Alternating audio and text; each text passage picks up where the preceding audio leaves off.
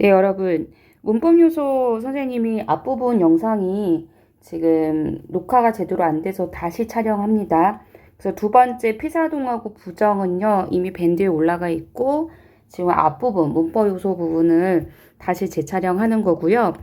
그 다음에 우리 선생님이 좀 이거를 빨리 진행하려다 보니 너무 압박감도 심하고, 이렇게 좀 빨리 하는 것보단 그래도 좀 꼼꼼하게 알려주는 게 낫다 싶어서 문법 특강은 한 번 더 추가로 진행을 하기로 했어요.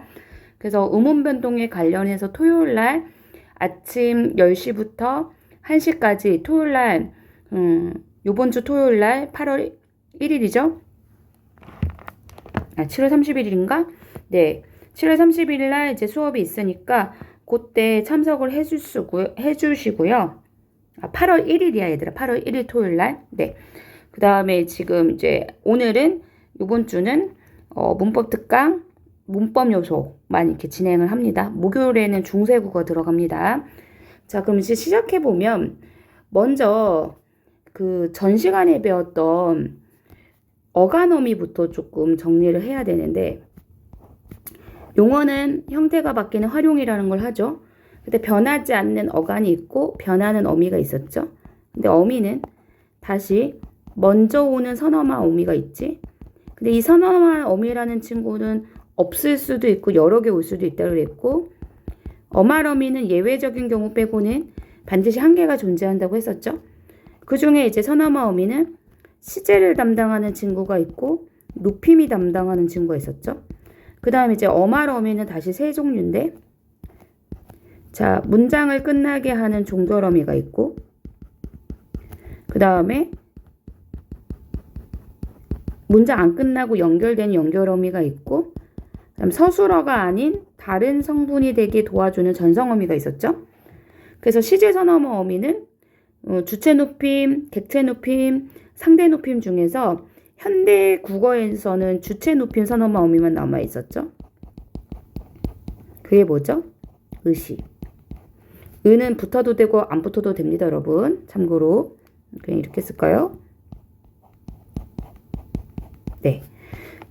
이 의 같은 친구는 뭐 이런 거야. 앞에가 조금 받침이 좀 딱딱한 발음이 오면, 발음하기 힘든 애가 오면 이 시옷이 왔을 때 이 두 개가 좀 충돌나는 경우가 있어. 그래서 발음을 편하게 하려고 의가 추가되는 건데, 이걸 흔히 매개 모음이라 부릅니다. 근데 매개 모음은 형태소는 아니고요. 의미를 갖고 있는 건 아니고, 발음적으로 여기 앞에 있는 글자의 받침과 이 시옷이 충돌돼서 그 충돌을 피하려는 거야. 그래서 일종의 뭐랄까 잘 안 붙어서 잘 붙게 해주는 본드 역할이라고 보시면 되니까, 뭐 이거 의를 쓰고 안 쓰고가 뭐 분석에서 중요하진 않습니다. 네. 아이고, 선생님이 지금 시제가 아니라 높임을 써버렸죠. 여기 순서를 바꿀게요. 미안해. 높임. 그래서 높임에 주체 높임이 있고 객체 높임이 있는데 또 상대 높임이 있는데, 현대 국어에는 이 주체 높임만 남아있는 상황이에요. 그래서 요번 주 목요일 날 중세 국어 할 때 이제 나머지 중세 국어에서는 이제 현대와 다르게 높임이 훨씬 복잡하단 말이야. 그래서 그런 것들을 진행을 할 거예요. 그래서 지금 문법 요소가 첫 번째가 그 높임이 나올 수 있습니다. 두 번째 시제가 나올 수 있는데, 시제도 우리가 과거 시제가 있고 현재 시제가 있고 미래 시제가 있잖아. 그래서 과거에 엇 있고 뭐 현재에 니은 는 있고 미래에 뭐 get 이런 거 있는데, 그런 것들을 이제 진행을 하게 될 거예요. 이것도 그냥 지워버릴까? 간단하게 하고 가자. 그 다음에 이제 종결어미 같은 경우에는 평서형 종결어미가 있고 의문형 종결어미가 있고 명령형 종결어미가 있고 감탄형 종결어미가 있고 청유형 종결어미, 이렇게 5가지가 있는데, 이것도 요번하고 좀 관련이 있어. 그러니까 뭐랑 관련이 있냐면, 이 주체 높임, 당연히 높임 표현하고 관련이 있고, 얘는 시제 표현하고 관련이 있다면 얘는 종결 표현하고 관련이 있다는 얘기야. 이해했지?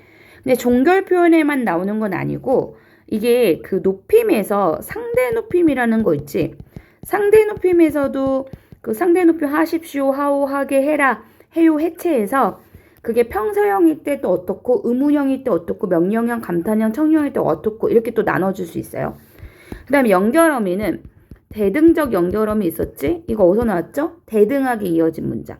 그 다음에 종속적 연결어미가 있죠? 이거 어디서 나오죠? 종속적으로 이어지는 문장. 그런데 요번에 문법 요소에서는 대등적, 종속적은 그렇게 중요하진 않고요. 마지막 연결어미 하나가 보조적 연결어미인데 그중 이 보조적 연결어미가 조금 관련이 있어요. 그 문법 요소에서 뭐랑 관련이 있냐면 피동, 사동 표현 있죠? 피사동 표현하고 좀 관련이 있을 수 있고요. 그 다음에 시제와 같이 할 때 그 진행상, 완료상이라는 게 있는데 그 상 표현하고 좀 관련이 있어요.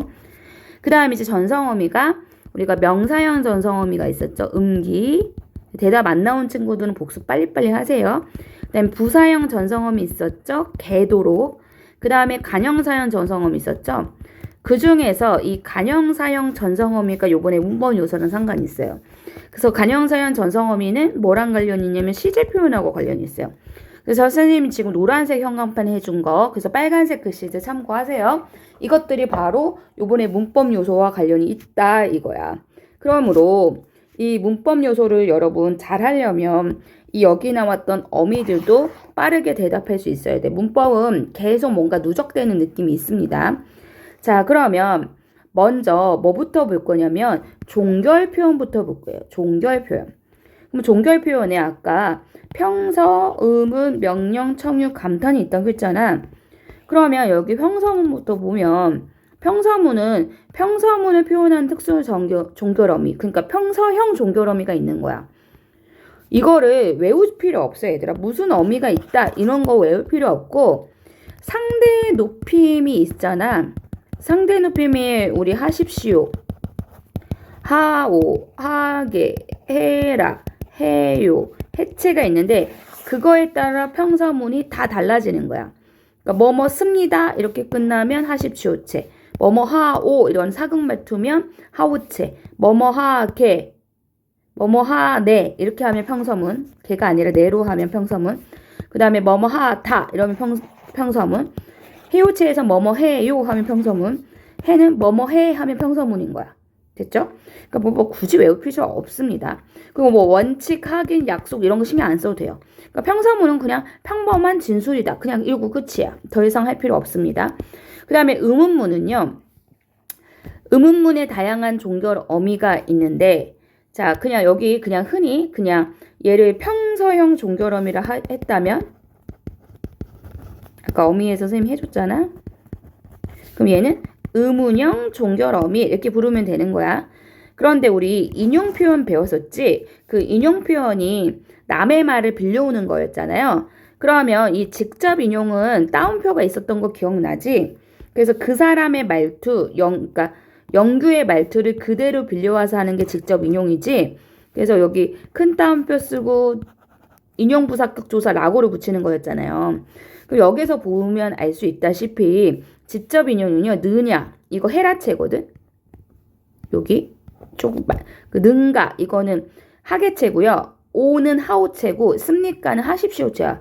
이것만 있는 게 아니라 더 다양해. 그럼 어떻게 외우시냐면 직접 인용일 때는 되게 다양한 종결어미가 올 수 있다라고 하시면 돼요. 근데 간접 인용일 때는 여기 느냐 있죠. 간접 인용은 영규의 말투가 아니라 이걸 전달하는 나의 말투로 바꾼 거고 따라서 따옴표 없고요. 그 다음에 여기 라고 대신에 여기 고라고 붙여. 그쵸? 따옴표 없고 고라고 붙여요. 자, 이걸로 간접 인용이라고 하는데 간접 인용일 때는 느냐지, 느냐. 이 느냐의 말투는요.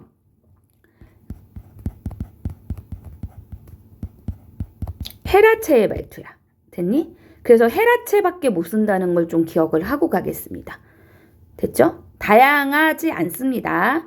자, 그런데 여기 의문문의 종류가 보이는데 사실 종결 표현은 어렵지 않아. 그래서 거의 시험에 안 나온다고 봐야 되는데 이 친구는 별표 2개 가겠습니다. 외우라는 거지. 왜?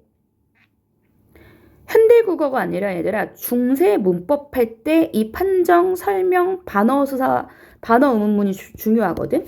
그럼 판정 의문문은 긍정이나 부정의 대답이 나오는 건데, 즉 뭐냐면 꼭 yes, no가 아니더라도 두 갈래로 답변이 나오는 거야. 대표적으로 예, 아니요 이렇게 나오긴 하는데, 너 밥 먹었어? 안 먹었어? 그러면 먹었어요? 안 먹었어요? 딱 두 갈래밖에 안 나오죠? 이러면 그냥 판정 의문문이야. 그럼 판정 의문문은 의문사가 없어. 의문사라는 거 누가, 언제, 어떻게, 왜, 무엇 이런 거야. 없어. 그럼 대답이 딱 두 갈래로 나눠지는 거. 이걸 판정 의문문이라 합니다. 그 다음에 설명 의문문은 구체적 설명을 요구해. 그러면 답이 두 갈래야? 아니야. 답이 다양한 갈래로 나눌 수 있어. 너 밥 뭐 먹었니? 밥 뭐 라면 먹었어요. 뭐 안 먹었어요도 나올 수 있고, 짜장면 먹었어요. 김치찌개 먹었어요. 이렇게 다양하게 나올 수 있는 걸 우리가 설명 의문문을 합니다. 그럼 아까 뭐라고 물어봤지? 너 밥 뭐 먹었니? 뭐라는 뭐가 있지? 의문서가 포함을 꼭 돼야 한다는 얘기야. 뭐 누가 언제 어디서 무엇을 어떻게 왜 이거 있어야 돼. 그 다음에 반어 의문문은 수사 의문문이라고도 하는데, 얘는 약간 뭐랑 유사하냐면 설의법하고 유사해. 우리 문학에서 설의법이 꼭 반드시 물어보는 건 아니잖아. 그래서 대답을 요구하지 않는 거야. 그래서 예를 보면, 야, 내가 설마 너를 안 도와주겠니? 서술이라고 나오잖아. 그럼 이 서술은 뭐냐면 뭐 그냥 단순 전달이라는 거야. 평서문처럼. 그럼 내가 설마 너를 안 도와주겠니? 이거 답변 요구하지 않지. 도와주겠다라는 의사 그냥 전달이야. 빨리 가지 못하겠니? 이것도 물어보는 것 같지만 사실 물어보는 게 아니지. 빨리 가라는 명령에 가깝고, 이 책 좀 빌려줄 수 있을까? 이것도 물어보는 게 아니라 부드러운 요청이죠. 자, 그 다음에 이 얼마나 아름다운가? 이거 감탄이지, 물어보는 게 아니라. 진짜 물어보지 않는 건 우리가 반어 의문문 혹은 수사 의문문이라 한다 이거야. 됐죠? 의문문 요것만 좀 이해하시고요. 그 다음에 명령문은 서술어로 동사만 올 수 있다고 했는데, 우리가 전에 동사와 형용사 구분했을 때 그 형용사는 다 되고 동사는 다 안 된다고 했던 거 기억나지? 그 대표적 선생님이 현재 시제가 가능하면 동사, 안 되면 형용사, 명령형 가능하면 동사, 안 되면 형용사, 청유형 가능하면 동사, 안 되면 형용사, 이거 세 개 외우라고 했었죠? 당연히 명령문은 동사로만 가능합니다. 그 다음에 과거를 나타내는 표현 쓰일 수 없어요. 왜냐? 명령은 아직 안 일어난 거에 대한 명령이잖아. 그러니까 과거 이미 일어난 거에 대한 명령 당연히 불가능해. 좀 생각해보면 당연한 소리야. 그 다음에 주어는 반드시 듣는 이 청자여야 한다. 그 다음에 나머지 뭐 딱히 안 봐도 되는데 5번으로 가실 때, 자, 우리 직접 인용이 있고 간접 인용이 있죠. 그런데 이 직접 인용, 간접 인용은 의문문하고도 똑같아. 뭔 소리냐. 직접 인용은 가라, 해라체, 가게, 해체, 가오, 하오체, 가십시오, 하십시오체 등등 다양하게 가능하단 말이야. 종결 어미가. 근데 반면에 간접 인용으로 표현할 때는 여기에 라밖에 안 오죠. 해라체밖에 안 된다는 거야. 항상 간접 인용은 해라체밖에 불가능합니다. 해라체밖에 안 돼요. 그래서 지금 저번 주 했던 우리 인용절을 아는 문장을 조금 다시 보는 느낌 좀 있네. 그 다음에 명령문의 종류, 이거 가끔 나와서 별표 한 개만 하고 갈게요. 자, 직접 명령문은 특정 청자한테 명령하는 거고, 간접 명령문은 불특정 다수한테 하는 건데, 자, 예를 들어서 어떤 매체, 뭐 예를 들어서 인쇄 매체야. 뭐 우리 신문이라든지 뭐 시험지, 이런 시험지도 사실 매체지. 그러면 이 글을 보고 있는 사람이 누군지 알 수 없잖아. 그러니까 불특정 다수한테 어떤 매체를 통해서 얘기해. 혹은 우리가 무슨 시위 같은 거나 혹은 연설 같은 데 갔어. 그럼 군중들이 누가 있는지 정확하게 알 수 없잖아. 그럼 그 사람들한테 얘기하는 거 약간 불특정 다수의 느낌이 되는 거지. 그래서 특정 청자한테 직접적으로 명령을 하냐, 아니면 불특정 다수한테 간접적으로 명령하느냐에 따라 다른데, 여기서 직접 명령문은 아까 전에 여기 나왔던 뭐처럼 직접 인용과 마찬가지로 다양하게 쓸 수 있어. 그리고 간접 명령문은 여기 간접 인용하고 비슷해. 근데 이제 이거는 남의 말을 빌린 상황은 아니야, 얘들아. 청자한테 직접 명령했냐, 불특정 다수한테 간접적으로 명령했냐의 차이지, 남의 말을 빌려온 건 아니니까 인용의 상황은 아니야. 하지만 직접 인용하고 직접 명령 비슷하고 간접 인용하고 간접 명령은 비슷하다는 얘기야. 그래서 얘도 을화밖에 안 되는데, 참고로 얘들아, 자, 이런 경우가 있죠. 우리가 먹어라도 헤라체야. 헤라체에서 쓰는 종결어미야. 명령형. 근데 먹으라도 헤라체야. 그런데 이 어라는 청자가 바로 앞에 있을 때 하는 직접 명령이야. 근데 이 으라는 불특정 다수한테 하는 간접 명령이야. 그래서 헤라체는 헤라체인데 으라의 형태밖에 안 돼. 근데 문제는 이런 상황이거든요. 그러니까 가라가 있어, 가라. 근데 가라도 자, 얘가 가다 더하기 아란데 여기에 아가 동시에 있어서 동음 탈락이 있을 수 있잖아.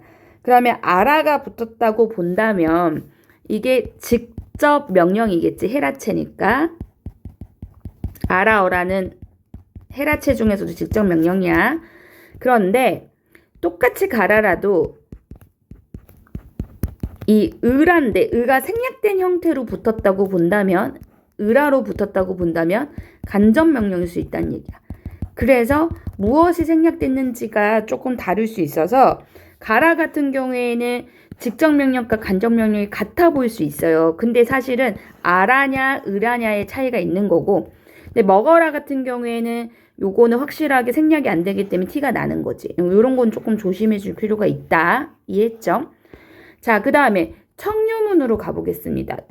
우리 아까 동사와 형용사 구분하는 방법 중에 청유형을 만들어 보는 방법도 있었지. 그 동사는 청유형만 가능합니다. 그러니까 동사만 청유형이 가능합니다. 그 청유문도 아직 안 일어난 거를 같이 하자고 권유하는 거기 때문에 과거로는 쓸 수가 없어요. 그 다음에 청유문은 좀 주체가 다른데 화자, 청자가 모두일 수 있어. 그럼 우리 함께 공부하자 같은 경우에는 너도 하고 나도 하자고 같이 권유하는 거잖아. 근데 청자만일 때도 있거든. 엄마가 아들 깨우면서 우리 아들 일어나자 할 때는 똑같이 청유형 자를 쓰긴 했지만 엄마는 이미 일어났잖아. 그래서 이거는 아들한테 빨리 일어나라는 명령을 하면 좀 딱딱하잖아. 그래서 아들한테 그 시키는 걸 조금 완곡하게 부드럽게 표현하기 위해서 이렇게 청유형을 한 거거든. 그래서 얘는 좀 약간 완곡한 태도. 완곡하다는 건 부드러운 태도란 뜻이야. 그래서 일부러 부드럽게 하려고 청유형으로 할 수 있다는 얘기야. 명령을 해야 하는 상황에서.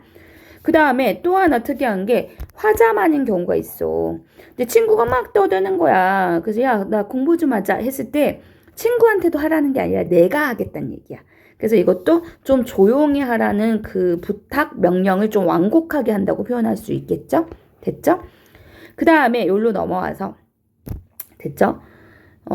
얘도 간접 인용과 직접 인용이 가능한데 이 직접 인용은 여기 뭐 이렇게 다 되잖아요. 여기. 그러면 얘도 직접 인용은 다양한 종결 어미가 올 수 있죠. 근데 간접 인용은 여기 자만 올 수 있죠. 그래서 헤라체만 올 수 있다는 거. 아까 앞에 거랑 유사하죠. 항상 간접 인용 헤라체밖에 안 되는구나. 그 다음에 감탄형일 때 얘들아 우리 그 기억납니까? 그 먹다 그 잘 먹다를 감탄어로 하면 뭐 잘 먹는구나 해서 는구나를 쓰지.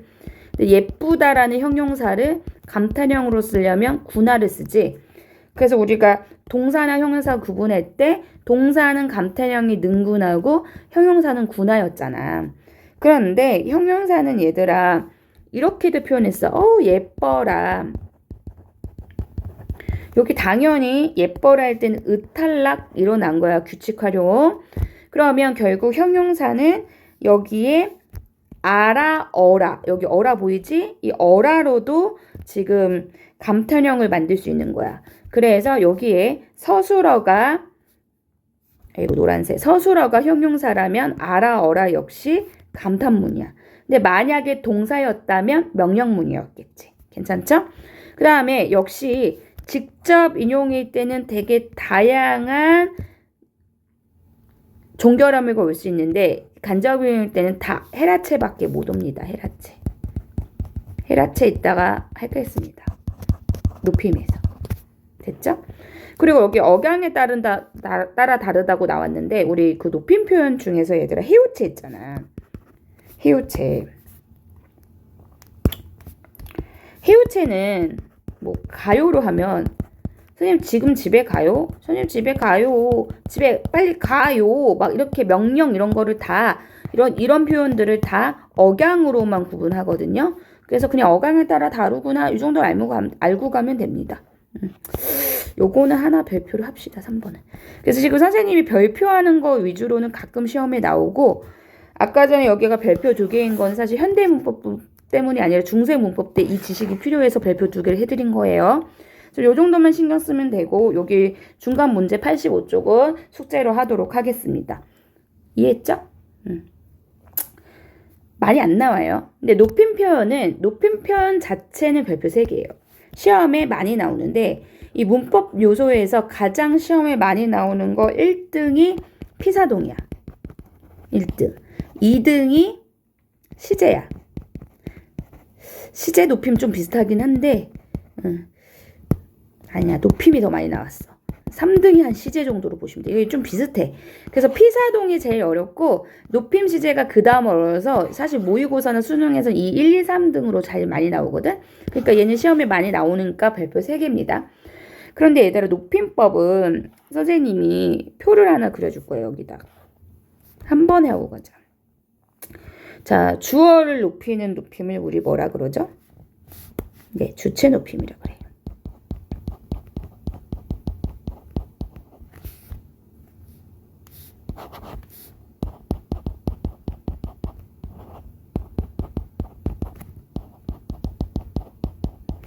그 다음에 두 번째 객체 높임 있지? 객체 높임은 목적어랑 부사어가 나오는데 이 목적어 비사어는 서술어의 행위를 받는 대상이야. 그래서 행위이기 때문에 동작이죠, 여러분. 그래서 사실 객체 높임은 서술어가 동사입니다, 여러분. 그 다음에 상대 높임이 있어. 상대 높임은 누굴 높여? 청자. 나랑 말하고 있는 상대방, 청자를 높여서 상대 높임이라고 합니다.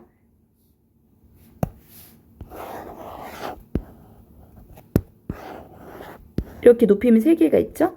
그런데 높이는 방법이 크게 뭐가 있냐면 첫 번째 빨간색으로 쓸까요? 중요하니까 선어마음이 높임 선어마음이 두 번째는 조사 세 번째는 특수어휘 특수어휘로 높일 수 있어. 이해했죠? 자, 그리고 종결, 어미 이렇게 높일 수 있는데 참고로 이걸 오랜만에 하려니까 더 버벅거리네. 네. 자, 선어마 어미로 높이는 거는 주체 높임이 있는데 객체 높임과 상대 높임은 사라졌어요. 근데 중세국어 때는 있어요. 그래서 우리 목요일날 이제 중세국어 하기 전에 반드시 복습 제대로 해보세요. 이걸로 다시 또 얘기할 거예요, 선생님이. 그 다음에 조사로 높이는 방법은 얘랑 얘는 있는데 얘는 없고 특수어휘로 높이는 건 얘와 얘는 있는데 얘는 아니야. 됐지? 그러면 종결어미 높이는 건 얘 둘은 못 높이는데 얘로 높일 수 있는 거거든요. 이해했죠? 그러면 그 중에 뭐가 있는지를 좀 보면 일단 얘들아 여기로 왔을 때 2번으로 왔을 때 여기에서 지금 선생님이 연기한 게 방금 나왔잖아요. 여기에. 그쵸? 나왔는데 참고로 어휘적인 높임이란 게 있어. 이거는 단어 자체가 높임의 뜻이 있는 거야. 예를 들어서 우리 집을 높여서 뭐라 그래? 댁. 이름을 높여서 뭐라 그래? 성함. 이렇게 부르잖아.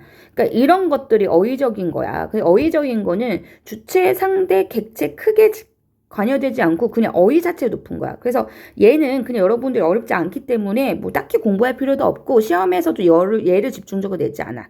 그럼 시험은 어디서 나오냐면 여기서 나와요. 여기. 됐죠? 그래서 먼저 주체 높임을 갈 건데 아까 말했던 대로 얘는 뭘 높인다고? 주체를 높인다고. 됐죠? 그런데 어간에 서너마음이 뭐 붙인다고? 의시. 주격조사 뭐 붙인다고? 깨서. 그러니까 님 이런 거 안 써도 돼. 그 다음 특수 높임 어휘가 있다. 이렇게 나오죠. 됐죠? 그러면 여기 볼게요. 여기 선생님 다시 정리해 볼게요. 무슨 색으로 쓸까? 네. 중요하긴 한데 빨간색으로 쓰면 안 보일 것 같아서 네. 중요하긴 한데 녹색으로 쓸까? 여기가 의시가 있어. 의는 아까 매개모미를 했죠? 그 다음에 조사는 주격조사 뭐 쓰죠? 주격조사 이가 대신에 뭐 쓰죠? 깨서 쓰죠. 특수어휘는 겁나 다양해요. 예를 들어서 먹다 대신에 드시다, 잡수시다, 뭐 드시다, 잡수시다. 있다 대신에 뭐 계시다, 편찬의시다. 뭐 이런 단어들인데 이거 가끔 이제 헷갈리는 친구들이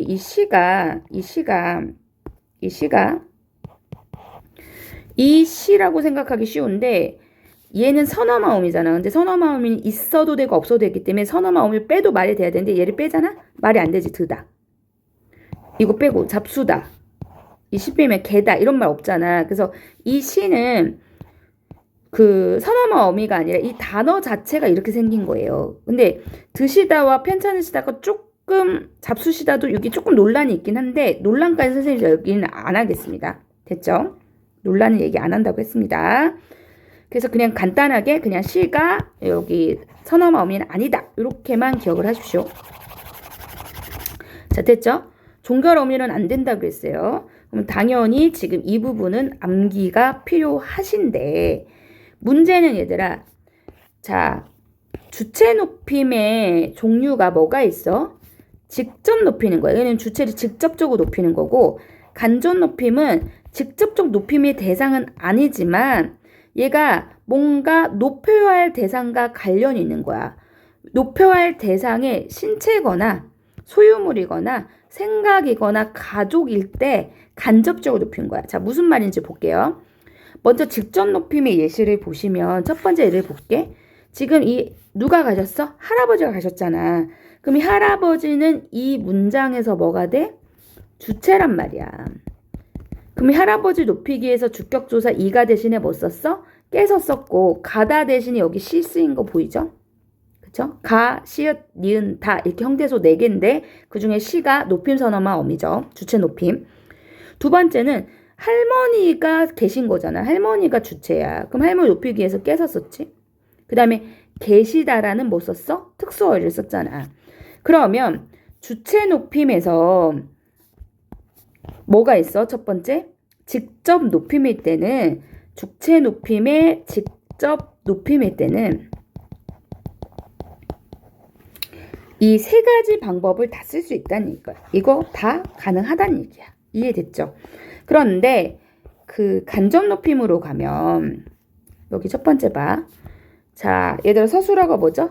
밝다죠. 뭐가 밝아? 할머니가 밝은 게 아니라 기가 밝지?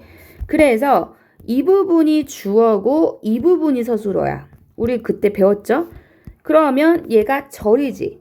근데 여기 또 뭐가 있어? 주어가 있잖아. 그럼 이중 주어처럼 보이죠? 얘랑 얘가 이중 주어처럼 보이지? 그래서 이 부분은 자, 얘가 할머니께서의 서술어 역할을 하는 서술절이었죠. 저번 주에 안긴 문장에서 배웠던 거죠. 그러면 여기 봐봐 얘들아. 귀 자체는 높임의 대상은 아니죠. 그럼 누가 높임의 대상이지? 할머니가 높임의 대상이잖아. 얘가 주체잖아. 그치? 그런데 지금 이 귀는 할머니라는 높임의 대상이 뭐야? 신체잖아. 그래서 어떻게 높였어? 여기 의시로 높이고 있는 거 보이죠? 네. 그러면 지금 간접 높임에서 여기 가 깨서 안 썼지? 그럼 뭐로만 할 수 있어? 의시. 이거 특수어휘도 안 돼. 그럼 선생님 요 깨서는 뭐예요? 얘 할머니 자체를 높인 거니까 이거는 직접 높임이야. 그럼 뭐가 높임이라고? 이 기를 높이는 게 간접 높임이라고. 할머니는 직접 높임이고 기가 간접 높임이라고. 그러니까 지금 간접 높임이 때문에 깨서를 쓴 건 아니라는 얘기야. 이해했지? 그러면 자, 일로 옵니다. 네. 간접 높임의 상황에서는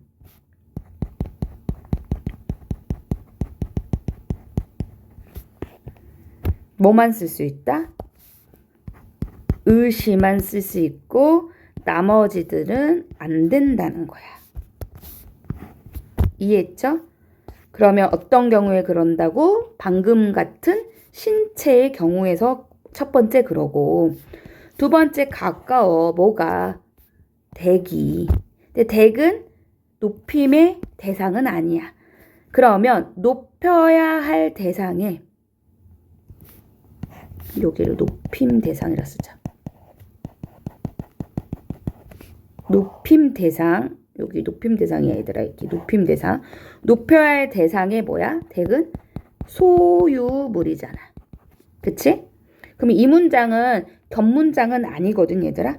여기가 그 관형격 조사 의가 생략된 거야. 그래서 지금 이 간접 높임은요. 이 두 경우처럼 서술절로 나타나서 전체 주어가 높임의 대상이거나 아니면 얘처럼 관형어가 높임의 대상인 이 두 가지 형태로 나타납니다. 역시 시로만 높이고 있다는 건 확인이 되죠. 시로만 높이고 있습니다. 시로만. 그 다음에 세 번째는 자 오르신 것 같습니다. 그냥 좀 간단하게 뭐 오르시다잖아. 그럼 뭐가 오라? 말씀이. 이거 여기 못하니까 지우세요. 말씀이. 그럼 역시 정수님 의가 높임의 대상인데 관형어로 보이죠 얘들아. 관형어. 그래서 말씀 자체는 높임의 대상이 아니기 때문에 여기 깨서 쓰면 안 돼. 그러면 어떻게만 높였어? 시, 의시. 의시로만 높였죠. 여기 의시. 보이죠? 그러면 이거는 높여야 할 대상에 뭐라서? 생각. 선생님 생각이라고 했는데 뇌작용이야. 얘들 말도 뇌작용을 거쳐서 한 거니까 그 뇌작용이라고 문제집에서 안 나와서 선생님 생각이라 쓴 건데 사실은 뇌작용이야. 생각을 거쳐서 나오는 거잖아. 말씀도. 그 다음에 마지막은 보세요. 있으셔. 이게 지금 서술어잖아. 뭐가 있어? 따님이. 얘들 이거 서술절인 거 보이죠? 이게 전체 주어고 여기가 서술절이죠. 그러면 높여야 할 대상은 전체 주어인 선생님이죠. 근데 딸은 높임의 대상은 아니야. 나보다 어리거든. 근데 선생님의 딸이기 때문에 높이고 싶었던 거야. 어떤 방법으로? 의시의 방법으로. 선생님 여기 님도 높인 거 아니에요? 이건 어휘적인 거기 때문에 무시하고 가겠습니다. 어휘적인 거기 때문에. 됐죠? 그래서 여기는 좀 암기가 필요합니다. 그래서 얘들아 높임법이 다 별표긴 하지만 추가적으로 직접 높임 간접 별표 2개 더 하고 더 신경 쓰세요. 그러니까 별표 5개 된 느낌인 거야. 그 선생님이 여기가 주체 높임 설명이 지금 끝이 났습니다. 괜찮죠? 얘를 뒷장에서 왔다 갔다 하기 불편하기 때문에 데려갈게요.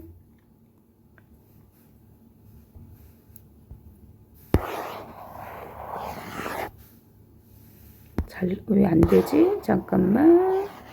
잘라내기. 잘라냈어요. 그 다음에 이제 객체 높임으로 옵니다. 여기다 써놓고, 여기다 붙여놓을게. 객체 높임으로 갑니다. 객체 높임은 서술어가 하는 행위를 받는 대상 높인다 했지? 그걸 객체라고 하고 목적어 부사라고 했습니다. 목적격 조사 을르를 높이는 방법이 없어. 부사격 조사만 높일 수 있고 특수 높임 어휘가 있는데 여기 등이 있거든 얘들아. 근데 등을 지워줘.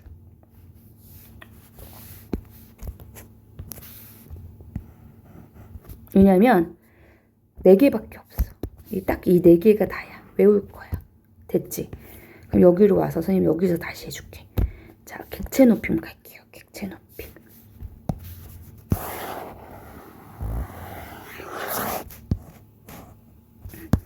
객체 높임에서 얘들아 자 선어만 어민 없다 그랬어. 그 다음에 조사는 목적격 조사 을르는 높일 수 없고 뭐만 높일 수 있어? 부사격 조사만 높일 수 있어. 어떻게?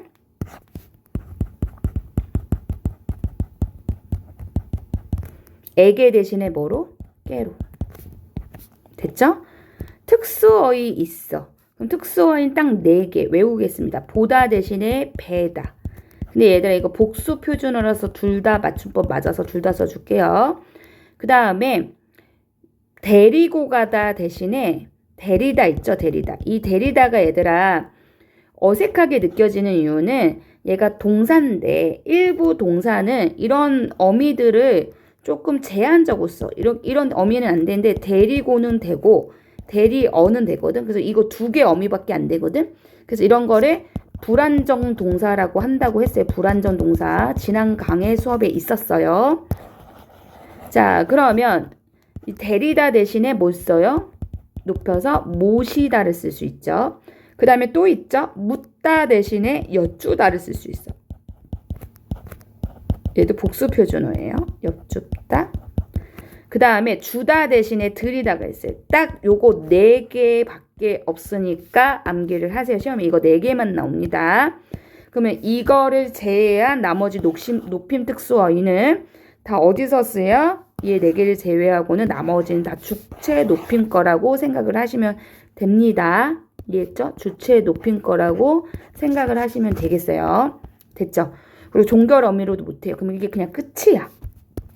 그냥 끝났잖아. 그러면 여기에 좀 예시를 볼게요. 어머니께서 할머니께 선물 드리셨다가 있어. 그럼 얘들아 있잖아. 시험에서 실질적으로는 조금 이렇게 중첩돼서 나타날 거야. 그러면 어머니가 이 문장에서 드리신 거의 주체잖아. 주어잖아. 그럼 어머니를 높이기 위해서 주격조사 깨서를 썼죠. 그리고 조심하셔야 되는 건 얘처럼 줄임말들은 늘려서야 돼. 이거 원래 4글자가 아니라 어떻게 써야 돼? 들이시었다 5글자잖아. 들이시었다잖아. 어간, 선어마음이, 시제선어마음이 다잖아. 그러면 이때 들이다는 주체 높임에서 쓰는 특수어휘가 아니죠. 왜? 선생님 아까 객체 높임 특수어휘 그 4개 중에 하나를 했잖아. 그럼 주체 높임일 때 뭘 쓸 수 있어? 네, 시를 쓸 수 있죠. 시. 그러면 주체 높임은 방법이 2개가 있었어. 그런데 높임의 대상이 한 명 더 있잖아. 누구야? 할머니가 있잖아. 그럼 할머니를 높이기 위해서 부사격 조사 뭐 썼고 깼었고 그 다음에 들이다라는 특수어휘를 쓴 거야. 됐지? 그래서 여기서 높임이 2개로 나타난 거예요. 끝났죠? 그 다음에 이제 상대 높임은 자, 누굴 높인다 그랬어? 이 듣는 이를 높인다 그랬죠? 그런데 격시체가 있고 비격시체가 있단 말이야. 그런데 격시체는 공적 상황, 얘는 비공식적 사적 상황. 그 다음에 얘는 말하는 이와 듣는 이가 거리가 멀 때, 말하는 이와 듣는 이가 거리가 가까울 때야. 근데 우리가 한자로 얘기하면 공식적 상황은 공적 상황이고 비공식은 사적 상황이지. 그 다음에 거리가 가까우면 친한 거고 거리가 먼 거면 소원한 거야. 그래서 그냥 줄이면 공사, 친소에 따라 달라지는 거야. 자, 됐죠? 그러면 상대 높임은 격식체일 때 뭐가 있어 얘들아? 가장 높은 하십시오체, 아주 높임. 그 다음에 사극 말투인 하오체. 그 다음에 조금 낮춘 하계체, 많이 낮춘 헤라체인데 참고로 얘들아 이 하계체 같은 경우에는 개세네 뭐 이런 식으로 끝나긴 하는데 좀 다양해 얘들아. 이걸 외우려고 하지 말고 그냥 앞에 조금 약간 잔에 이걸 붙여보면 어울리고요. 하오체는 조금 사극 말투야. 이런 것만 좀 조심해 주세요. 그래서 얘네들은 여기 보시면 아시겠지만 얘는 평서형이고 얘는 의문형이고 얘는 명령형이거든. 그래서 여기서도 또 평서형, 의문문, 명령형, 감탄형, 청유형에 따라 종결 표현에 따라 다양한데 외우려고 하지 마. 내신의 때는 좀 암기해야 할 성향도 있긴 한데 그건 내신 때 가서 해도 되고 수능이나 모의고사에서 보통 보기로 제시해 주니까 이것까지 암기할 필요는 보통은 없습니다. 그냥 이게 있다는 것만 기억을 하세요. 그 다음에 비격식일 때는 해요체가 있고 해체가 있는데 자 해요체는 다 요가 붙고요. 해체는 요가 빠진 형태야. 그러니까 무슨 말이냐면 해요체 마이너스 요 하면 해체고 해체 플러스 요 하면 해요체란 얘기야. 그러니까 예를 들어서 얘들아 우리가 얘기했다. 가다라는 말이 있고 가라는 말이 있어. 그럼 얘가 무슨 체인지 궁금해. 그러면 일단 얘들아 가다랑 가는 반말이기 때문에 높임으로 되어 있는 건 다 빼고 봐야 돼. 그치? 얘네들. 그러면 얘는 자네 가다 얘가 어색하니까 하계체도 아니야. 그럼 문제는 헤라체냐 해체냐 그것만 문제잖아. 그럼 뭐 해보시냐면 여기 요를 붙여보는 거야. 그럼 가다요 말 안 되죠. 그럼 안 되면 헤라체야. 무슨 체? 헤라체. 근데 가는 플러스 요 해봐. 말 되지. 아까 쌤 뭐라 그랬죠? 해체 플러스 요 하면 해요체가 된다 그랬잖아. 그러니까 해체만 해요체가 될 수 있단 말이야. 그래서 지금은 해체지. 만약에 묘가 붙었다면 해요체가 되는 거고. 그럼 이 요라는 친구는 붙었다 떨어졌다가 가능하잖아. 그치? 그래서 이 요라는 친구의 정체는 바로 뭐예요? 분리가 잘 되기 때문에 조사야. 그 중에서도 높임의 뜻을 추가해주는 보조사가 된다 이거야. 이해했죠? 자, 뭐 여기 나머지들도 다 이런 뭐 설명들이 지금 남아 있는 거고요. 앞존법 이런 거는 내신에 가서 해도 되기 때문에 지금 뭐 요 정도만 신경 쓰시면 되겠습니다. 그러니까 얘랑 얘를 구분하는 정도만. 선생님이 이 표에 조금 더 추가로 설명드리면 요거만 있다는 거지. 종결어미만 있다고. 그래서 어떻게? 자, 격식체일 때 종결어미가 하십시오체가 있고 하오체가 있고 그 다음에 예사낮춤 하게 아주낮춤 해라. 그 다음에 비격식체일 때 뭐가 있고 해요. 해. 됐죠? 그래서 종결 어미로 지금 높임이 바뀌고 있고 그 종결 어미도 자 평사형, 감탄형, 의문형, 명령형, 청류형에 따라 또 다양한 형태가 있는 거고 그 다음에 그 중에서도 이 해요체는 종결 어미의 보조사 요까지 결합하는 느낌이라고. 됐죠? 그래서 지금 선생님이 노란색 형광펜 한 걸로만 외우면 이 표 하나로 지금 뭐가 끝난 거죠? 높임이 끝났습니다. 이 표를 찍어 놓고 이 표 자체를 하나 외우십시오. 됐죠? 높임 끝났습니다. 자, 여기 문제는 풀어보시고요. 다음 페이지 시제로 갑시다. 시제로 갑니다. 시제에는 얘들아 시제가 과거 시제, 현재 시제, 미래 시제가 있잖아. 근데 우리가 바랏이라는 개념이 있어. 말하는 시간. 그리고 사건이 일어난 시간이 있어. 그럼 말하는 것보다 사건이 먼저 일어났죠? 이거 부등호에 익숙해 주세요. 부등호가 열린 쪽이 과거란 뜻이야. 선생님이 이걸 이렇게 써준 이유가 실제 문제에서도 저렇게 부등호로 나오기 때문에 부등호의 모양은 그냥 익숙해지시고. 그럼 현재는 말을 하고 있는 바라시에 사건이 동시점에 일어나죠. 그럼 미래는 바라시가 먼저고 사건 아직 안 일어난 거지. 됐죠? 그럼 얘는 나타내는 방법이 뭐 있어? 시제선언어미, 관형사형 전성어미, 시간부사어 이렇게 3개의 방법이 있어요. 이제 별표 얘도 3개야. 그러면 뭐가 있냐? 먼저 뭐가 있어? 과거일 때. 네, 됐지? 근데 얘들아 이거 동사인지 형용사인지를 좀 구분해 봅시다. 됐죠? 여기 지금 복잡하게 나와 있는데 선생님 좀 간략하게 설명드리면 얘를 좀 뺄게요. 이 부분에서 얘를 좀 뺄게요. 됐지? 이거 틀린 건 아닌데 지금은 좀 편의를 위해서 빼고 설명할게요. 됐죠? 그러면 동사일 때가 있고 형용사일 때가 있잖아 얘들아. 그리고 서술격 조사 이다는 누구 따라간다 그랬지? 항상 형용사 따라가는 거예요. 형용사처럼. 동사든 형용사든 간에 ot으로 과거를 나타낼 수 있지. 그 다음에 더도 동사든 형용사든 더도 쓸 수 있는데 다만 더는 단순 과거는 아니고 회상이야. 회상.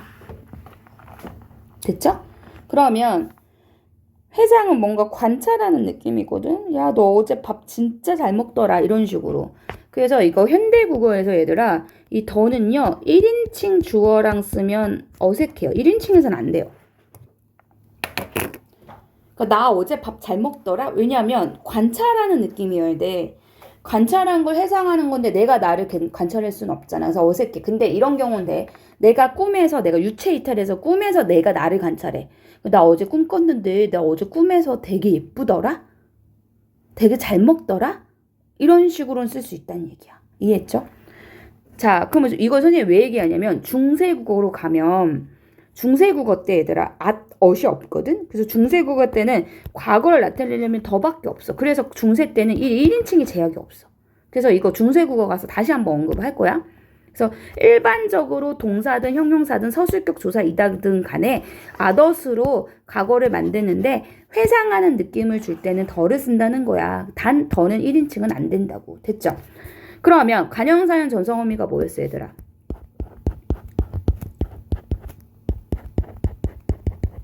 이거잖아. 그러면 이 은는 을던 중에서 동사일 때는 뭘 써요? 은을 써요. 동사일 때는. 자, 선생님 여기다 그냥 다시 써줄게. 동사일 때는. 그런데 형용사일 때는 이 은을 쓸 수가 없어요. 우리 동사 대표적 동사 뭐 할까? 먹다.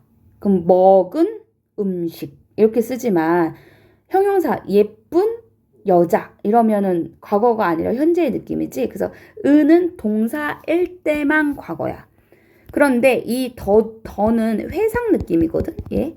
그럼 얘는 동사에서 먹던 음식 해상의 느낌이 있죠. 그리고 형용사일 때도 예쁘던 나, 예쁘던 그녀 이렇게 할 수 있다는 얘기야. 그래서 형용사일 때는 던으로밖에 과거를 할 수가 없어요. 관형사인 전성어미는. 시간부사는 뭐 어제, 작년, 뭐 올해 등등등. 시간부사는 뭐 복잡한 게 없죠. 그 다음에 이제 현재로 가자.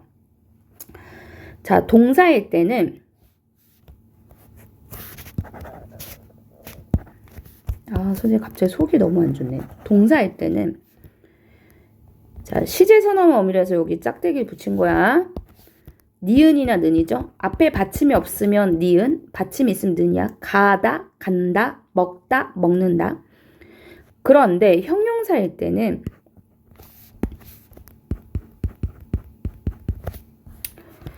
형용사 여기다 쓸게요. 형용사일 때는 기본형으로 써야 돼. 예쁘다 그 자체가. 그러니까 시제선언 어미가 아예 없어요. 기본형이 그냥 현재다. 대충 알고 있지? 그 다음에 자 여기에서 얘들아 동사일 때는 는 먹는 음식. 근데 예쁜 예쁜 여자 이럴 때는 은이 뭐가 돼? 형용사일 때는 현재가 되죠. 그럼 무슨 말이냐? 아이고. 선생님 컨디션이 너무 안 좋네. 미안. 자, 동사일 때는 얘가 뭐야? 과거. 얘가 뭐야? 현재. 근데 형용사일 때는 얘가 뭐? 현재. 얘는 안 돼. 그래서 우리 그 동사 형용사 구분할 때 관형사형 전성어미 는을 붙일 수 있으면 동사, 못 붙이면 형용사 요게 있었던 거예요. 됐죠? 그래서 동사 형용사라는 정보까지 같이 가져갈게요. 시간부사는 뭐 이런 게 있고요. 네. 자, 그 다음에 미래에는 get이 있는데 하나만 더 써볼게요.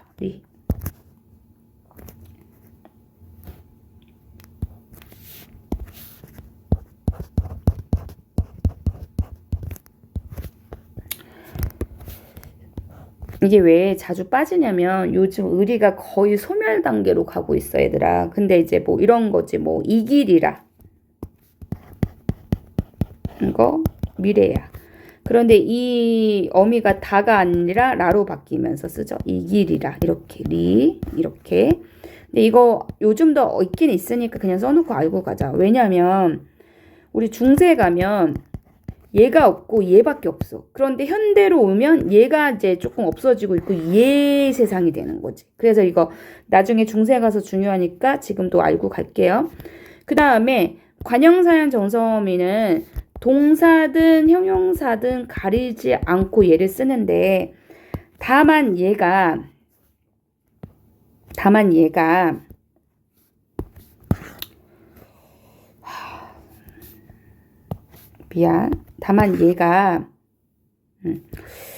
뭐 먹을 음식 미래잖아. 예쁠 너 미래잖아. 근데 이렇게도 쓰지만 먹을 것이다 이런 식으로 것을 꾸미는 이런 식으로도 관형사절을 만들어서 것이라는 의존명사를 꾸미는 것처럼 많이 가죠. 의존명사는 관형을 꾸미면 있잖아. 그래서 그런 형태가 많다는 걸 선생님이 보여주려고 요거 한 번만 쓰고 갈게요. 그래서 을 것이다 형태도 많이 있다는 거. 형용사도 마찬가지예요.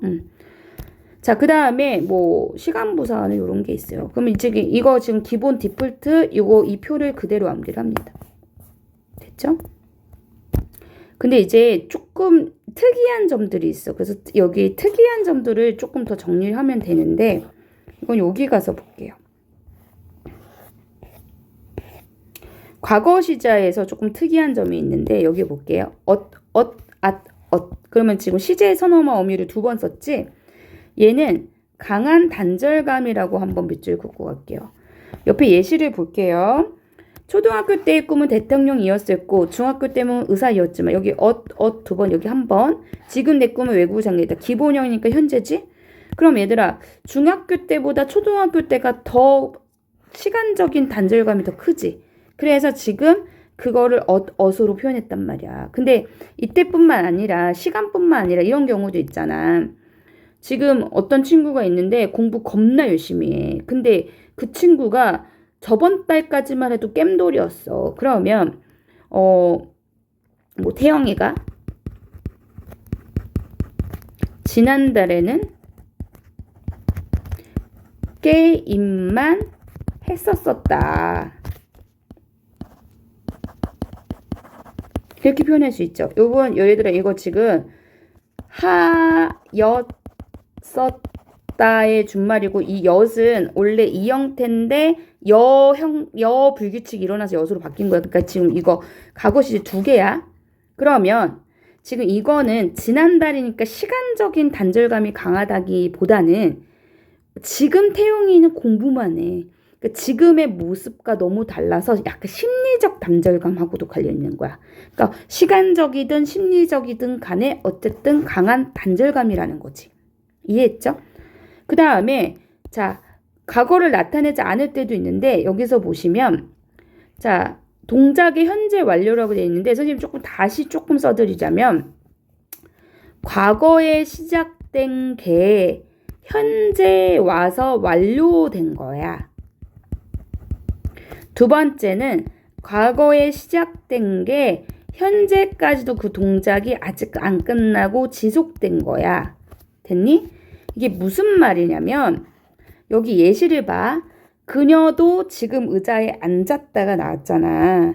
그럼 얘는 있잖아. 그녀의 궁둥이가 몇 초 전까지만 해도 의자로 내려가고 있었던 거지. 그러니까 시작은 과거에 됐어. 몇 초 정도 과거잖아, 얘들아.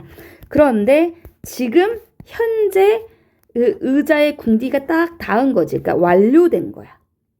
그래서 현재까지 와서 완료됐지만 일단 과거부터 시작했으니까 과거를 쓴 거야. 됐죠?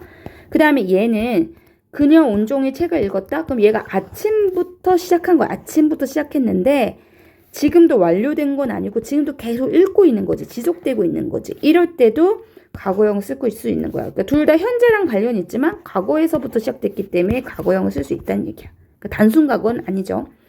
그 다음에 또 하나는 확실한 미래로 갑시다. 이 확실한 미래는 여기 보면 얘들아 지금 여기에 내일이 나왔잖아. 그럼 내일은 미래잖아요. 그러면 여기는 과거잖아요. 그럼 이걸 과거로 해석해버리면 시제가 불일치하니까 문법적으로 틀렸다 이렇게 볼 수 있잖아. 근데 얘가 과거가 아니라고. 뭐야? 확실이야, 확실.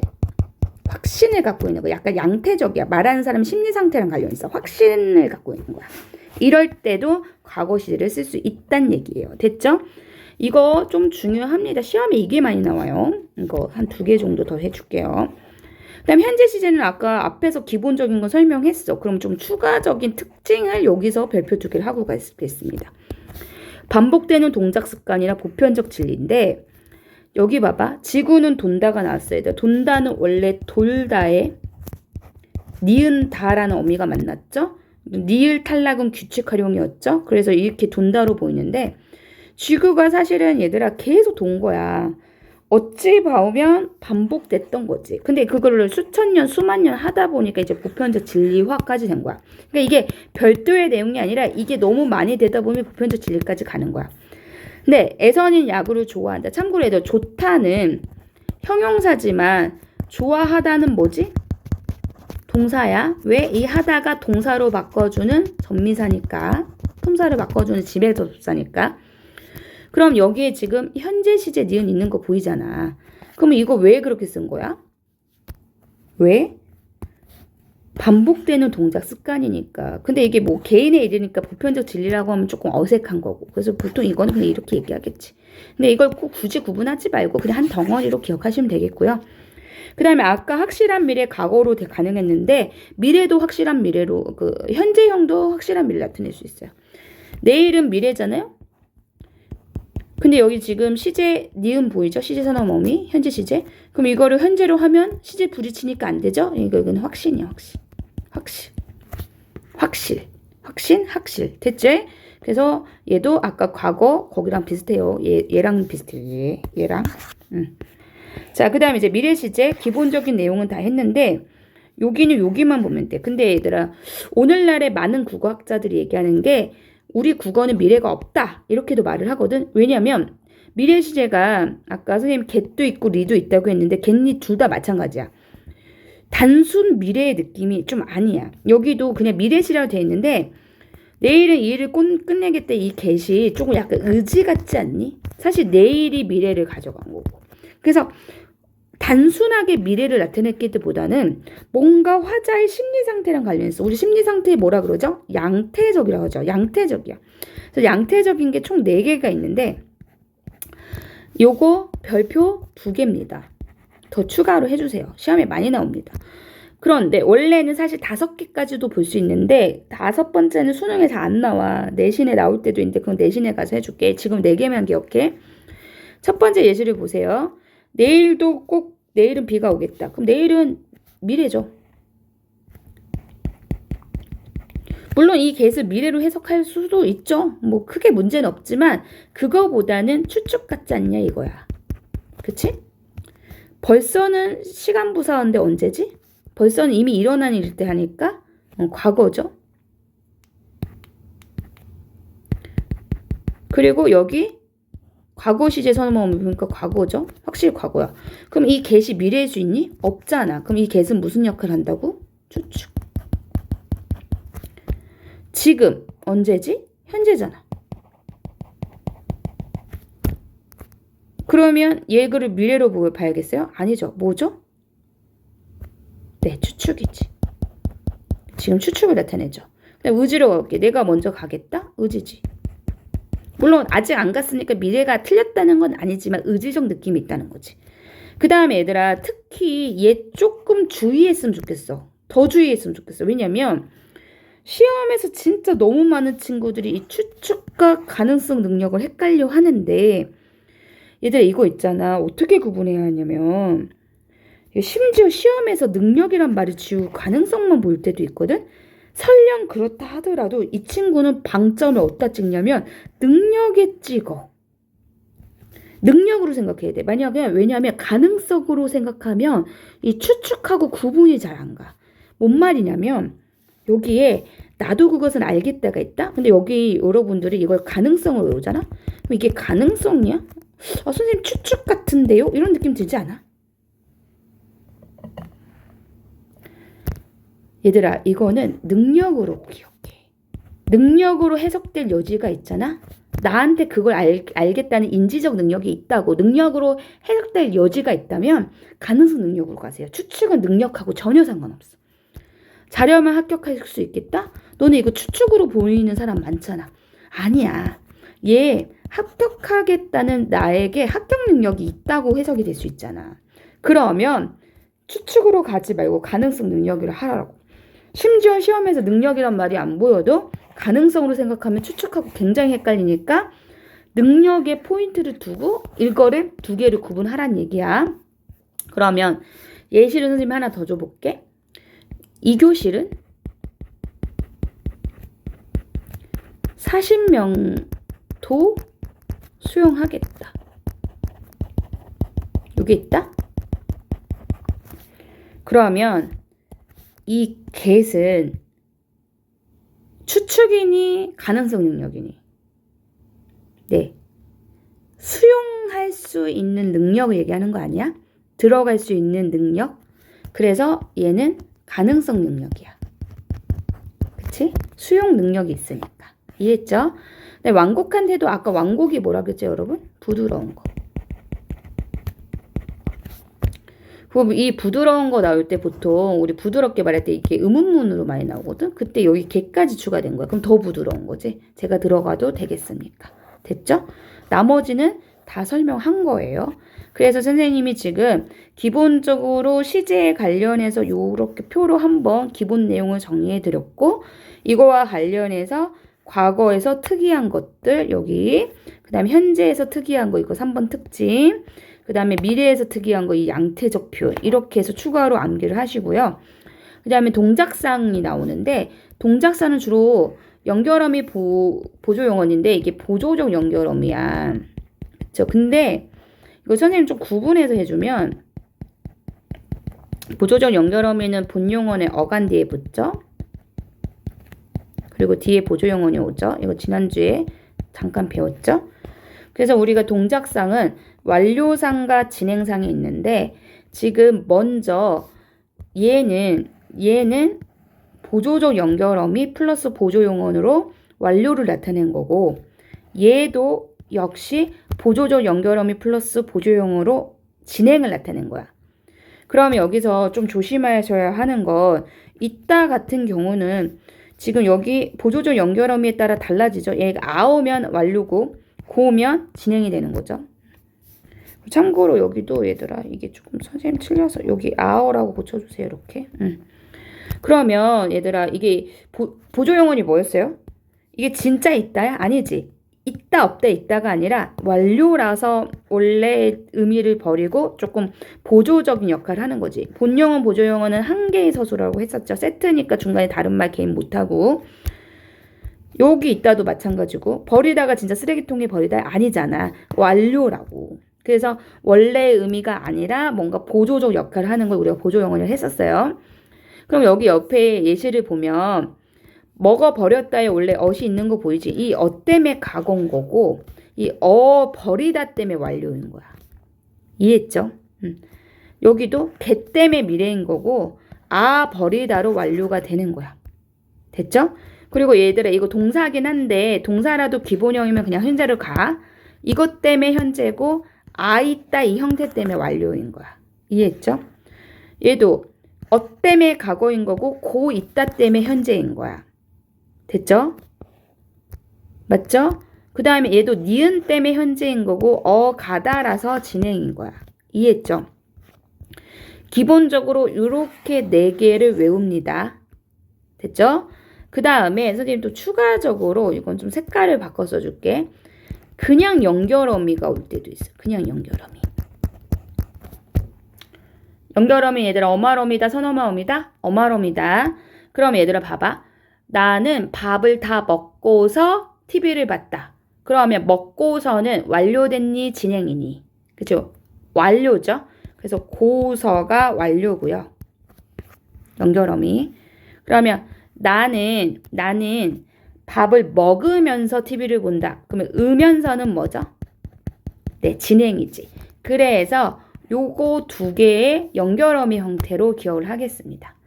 그러면 3번째 형태로 이 는중이다를 좀 따로 빼서 볼게요. 이 는중이다는요. 이거 간형사연 전성어미 아니에요? 간형사연 전성어미 간전어. 그럼 중은 뭐죠? 의존명사 형태죠. 그래서 아까 거랑은 좀 다른데 뭐뭐는 중이다. 이 친구도 네 진행을 만들어낼 수 있어요. 그래서 이렇게 다 자세하게 수업을 했습니다. 자, 그 다음에 넘어가겠습니다. 여기 패스할게요. 됐죠? 자, 그래서 이렇게 해갖고 지금 다 끝났습니다. 아, 힘드네. 고생했어요, 여러분. 그리고 문법 요소는 좀 많이 어려우니까 좀 많이 정리 잘 해두시고요. 우리 목요일 날은 중세 문법 위주로 하고 토요일 날 10시에 의문 변동만 따로 진행을 하도록 하겠습니다. 고생했어요. 안녕.